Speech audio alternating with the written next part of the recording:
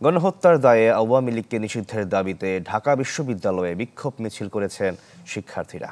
শুক্রবার মধ্যরাতে টিএসসির রাজু ভাস্কর্যের সামনে এই বিক্ষোভ মিছিল হয়। এ সময় বক্তারা আওয়ামী লীগকে নিষিদ্ধের বিষয়ে দেয়া প্রধান উপদেষ্টার বক্তব্যের সমালোচনা করে তা প্রত্যাহারের দাবি জানান।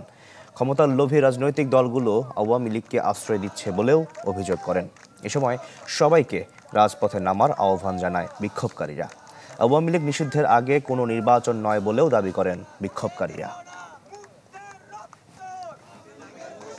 প্রধান উপদেষ্টার এই বক্তব্য 2000 শহীদ এবং 15 থেকে 20,000 আহতের রক্তের সাথে বিশ্বাসঘাতকতার শামিল। যে চক্রান্ত আমাদের দেশের শহীদদের রক্তের সাথে বেইমানি করা হয়, সেই চক্রান্ত মেনে নিব না আমরা। অবিলম্বে গণহত্যার দায় মাথায় নিয়ে আওয়ামী লীগকে নিষিদ্ধ করতে হবে।